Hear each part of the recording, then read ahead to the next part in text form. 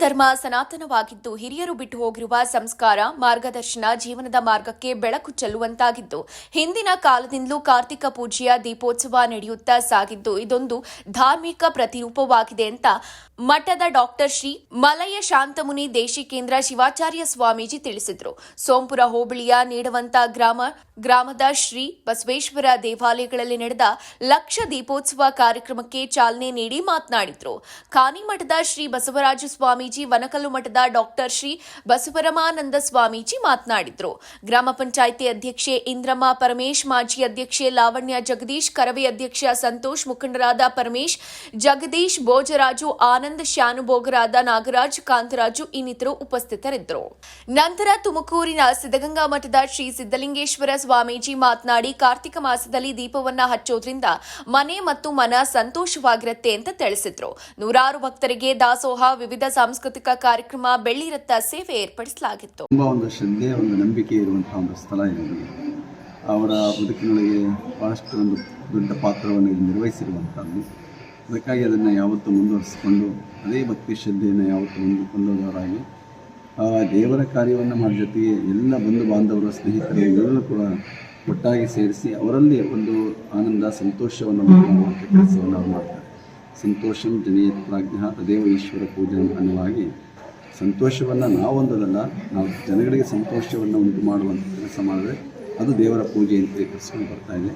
ಹಾಗೆ ಇವತ್ತು ಅಷ್ಟೊಂದು ದೇವಸ್ಥಾನಗಳಿಗೆ ಅಂತಹ ಒಂದು ಧಾರ್ಮಿಕ ಕಾರ್ಯಕ್ರಮದ ಜೊತೆಗೆ ಒಂದು ಸಂತೋಷವನ್ನು, ಆನಂದವನ್ನು ಎಲ್ಲರೂ ಹಂಚಿಕೊಳ್ಳುವಂತಹ ಒಂದು ಪವಿತ್ರ ಕಾರ್ಯವನ್ನು ಅವರು ನಿರಂತರವಾಗಿ ನಡೆಸ್ಕೊಂಡು ಬರ್ತಾ ಇದ್ದಾರೆ. ಅವರಿಗೆ, ಅವರ ಕುಟುಂಬದವರಿಗೆ, ಅವರ ಕಾರ್ಯಕ್ರಮಕ್ಕೆಲ್ಲಕ್ಕೂ ಕೂಡ ಭಗವಂತನ ಕೃಪೆ ಇದೆ, ಆ ಲಕ್ಷ್ಮಿ ಆಶೀರ್ವಾದ ಇದೆ. ಹಾಗೆ ಎಲ್ಲ ಸ್ನೇಹಿತರ ಒಂದು ಸಹಕಾರ, ಬಂಧು ಬಳಗದವರ ಒಂದು ಸಹಕಾರ ಎಲ್ಲವೂ ಕೂಡ ಇರುವಂಥದ್ದು. ಈ ಒಂದು ಕಾರ್ಯಕ್ರಮ ಯಶಸ್ವಿಯಾಗಿ ಹಾರೈಸ್ತಾ ಇವತ್ತು ಕಾರ್ಯಕ್ರಮಕ್ಕೆ ಪ್ರತಿ ವರ್ಷ ಅವರು ಕೊನೆಗಾಲದಲ್ಲಿ ಜ್ಞಾಪಿಸ್ಕೊಂಡ್ಬಿಡ್ತಾರೆ, ಏನಾದರೂ ಆಗಿ ಬರೋದಿಲ್ಲ ಅಂತ. ಅವರು ಪ್ರತಿ ವರ್ಷವೂ ಕೂಡ ಈ ಕಾರ್ಯಕ್ರಮದಲ್ಲಿ ಬರಲೇಬೇಕು ಅಂತೇಳಿ ಅಜ್ಜಿಯವರು, ಗಂಗಮ್ಮ ಅಜ್ಜಿಯವರು ಇದ್ದಾಗಿಂದಲೂ ಕೂಡ ಭಾಳ ಅಜ್ಜಿ ಇದ್ದಾಗ ನಮ್ಮನ್ನ ಯಾರನ್ನಾದರೂ ಕುಸ್ಕೊಂಡು ಬರಲೇಬೇಕು, ಬೆಳಗಿನ ಕಾರ್ಯಕ್ರಮದಲ್ಲಿ ಇರಲೇಬೇಕು ಅಂತ ಅವರ ಗುರುಲಿಂಗ ಜಂಗಮ ಪ್ರೇಮ ಅದನ್ನು ಅಷ್ಟೇ ಅಂತ ಊಹೆ ಮಾಡೋದಕ್ಕೆ ಸಾಧ್ಯ ಇಲ್ಲ. ತಾಯಿಯವರು ಆ ಒಂದು ಆಶೀರ್ವಾದ ಅವರ ಮೇಲೆ, ಎಲ್ಲರ ಮೇಲೆ.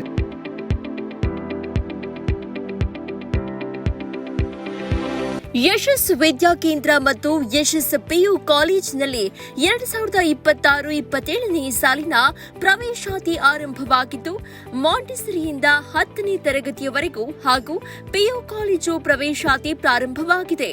ನಮ್ಮಲ್ಲಿ ಸೈನ್ಸ್, ಕಾಮರ್ಸ್ ಕೋರ್ಸ್ಗಳು ಲಭ್ಯವಿದ್ದು, ಸೈನ್ಸ್ನಲ್ಲಿ ಪಿಸಿಎಂಬಿ ಹಾಗೂ ಪಿಸಿಎಂಸಿ ಕೋರ್ಸ್ಗಳಿದ್ದು, ಕಾಮರ್ಸ್ನಲ್ಲಿ ಸಿಇಬಿಎ ಹಾಗೂ ಎಸ್ಎಬಿಎ ಕೋರ್ಸ್ಗಳಿವೆ.